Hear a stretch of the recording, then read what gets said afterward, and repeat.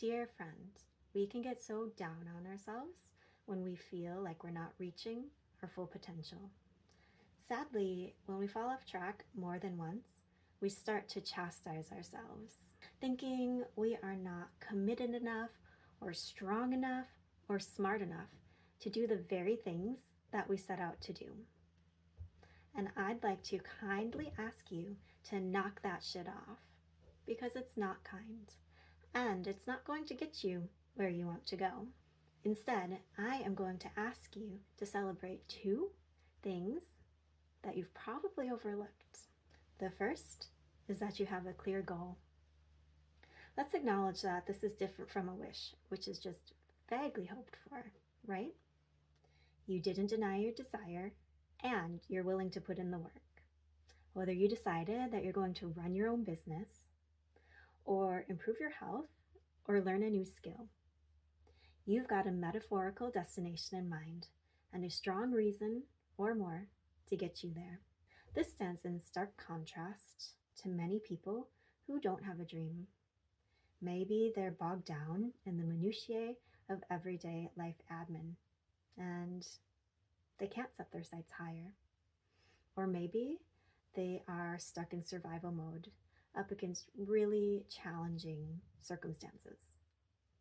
Some of them maybe entertain their dream for a minute before their fear of failure ate their ambition. But not you, friends. You chose and named your target.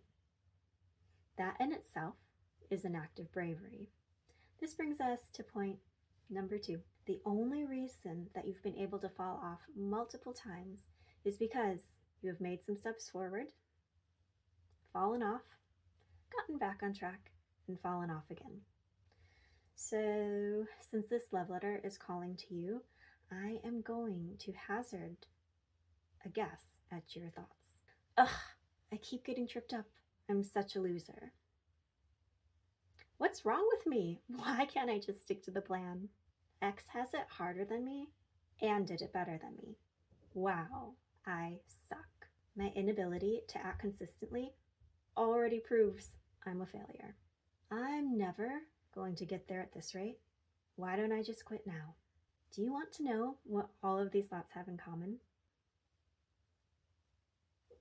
They're demotivating, and they steal your confidence and any momentum that you've made as you generously douse yourself in guilt and shame.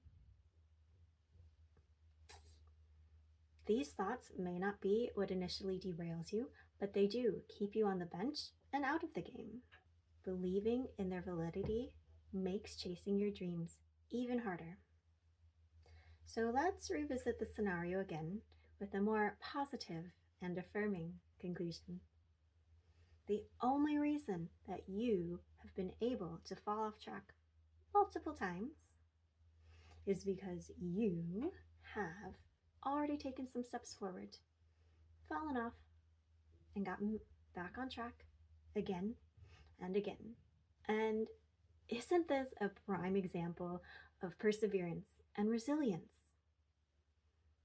Yes, amigo. Yes, it is.